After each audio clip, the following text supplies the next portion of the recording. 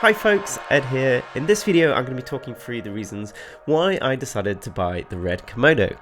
I'll also be putting out another video after this which will cover my first impressions after using the Komodo, and another video after that will look at the accessories that I picked up alongside the camera body, so stay tuned for those. And for anyone else who's interested in the Panasonic cameras I use, don't worry, I'm still going to be putting out videos about how I work with those as well.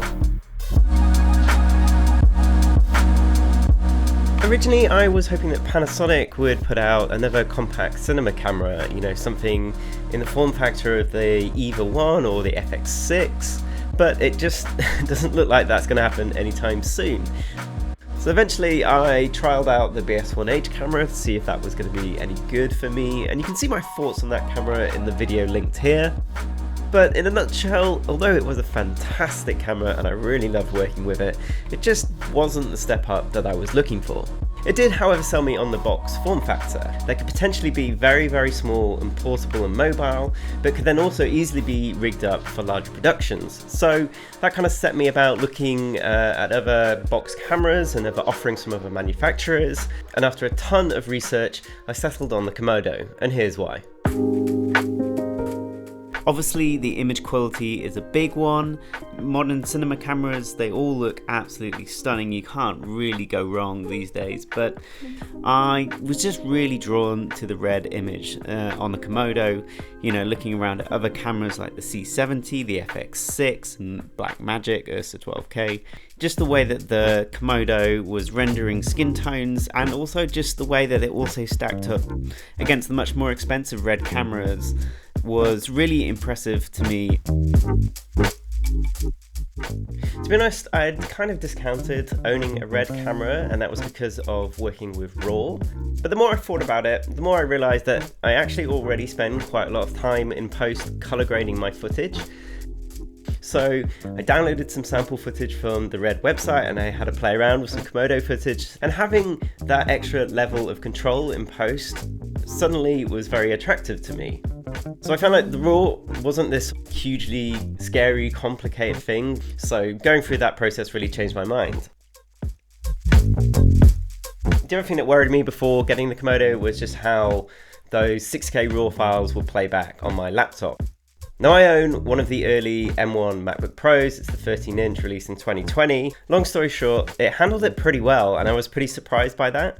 In terms of editing, I could edit quite easily in Final Cut Pro and in Resolve on a timeline with lots of clips in. And the only places where I started to see the slowdown was during the color grading process. To be honest, I was finding that on whatever I was grading anyway, if I was taking compressed media and then putting a heavy grade on it. The cherry on top was that I knew that the RED Komodo could also shoot in ProRes, so in any situation or with any client who didn't want RAW, then I knew I would always have the option of working with ProRes, which is a super easy codec to use in editing.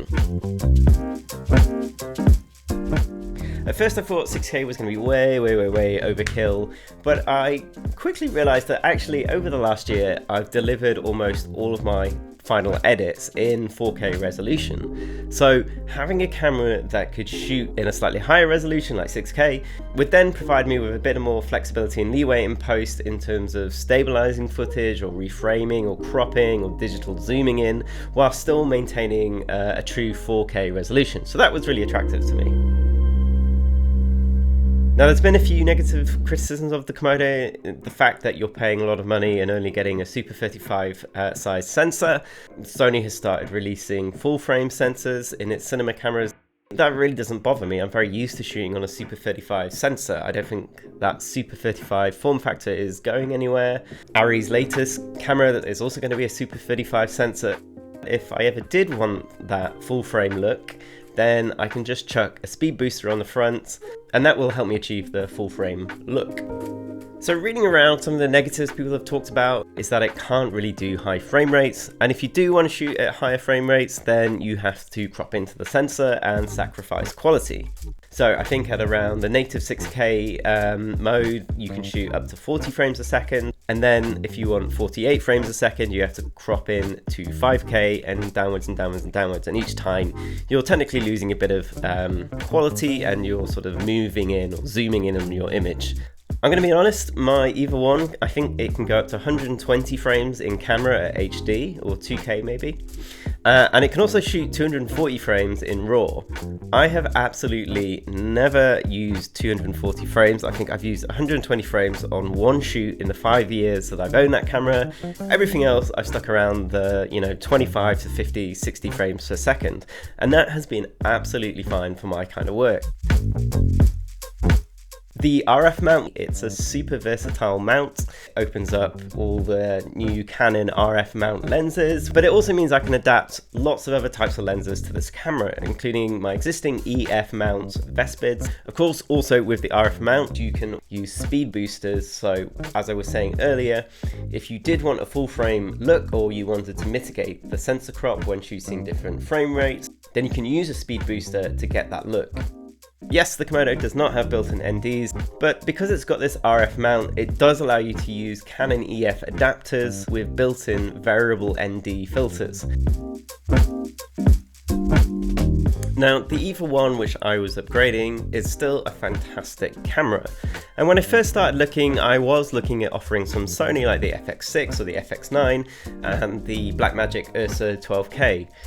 But what I realized that if I sold my EVA and purchased one of those cameras was that I was really just swapping out my older camera for a slightly improved version of what I already had. In terms of the RED, I felt like I was gaining something that I couldn't get with those other cameras. It had the fantastic internal RAW codec, RED's famous color science, and it needs to be said, the whole RED brand familiarity. Now, I love my Panasonic EVA 1, it's a fantastic camera, but absolutely none of my clients have ever heard of it. And when I looked at other offerings from brands like Zcam and Kinfinity, it kind of didn't make sense to spend an equivalent amount of money on a very similar camera when I could just be buying a RED camera which would have all that industry familiarity and would potentially open me up to jobs that required a RED on set. So even after placing my order for the Komodo, there were still a few things I was a little bit worried about. These were the low light limitations of the Komodo, the lack of internal NDs, the lack of professional audio inputs, and generally the time it takes to boot up the camera and make it ready to shoot.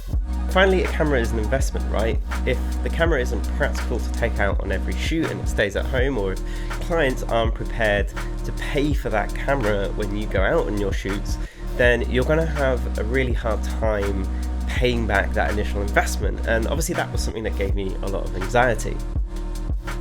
And I decided to put this video out because I just spent ages agonizing over this decision, and I think if someone else is on the fence or thinking about buying one, some of my thought processes might be useful in helping you decide whether it's the right camera for you. So in my next video, I will be giving you my first impressions after a few hours of using the camera. I'll also be putting out another video that will go over the accessories I purchased with my Komodo and why. And in the future video, I'll also be looking at how to work with RED RAW footage in post, particularly in programs like Final Cut 10 and also in Resolve. And I'll be covering this video from a perspective of someone who's not worked with RED RAW footage before, so hopefully that will be a fairly simple, friendly guide on how to work with it. So as always, thanks for watching. If you have any questions, just put them down in the comments below, and until next time, see ya!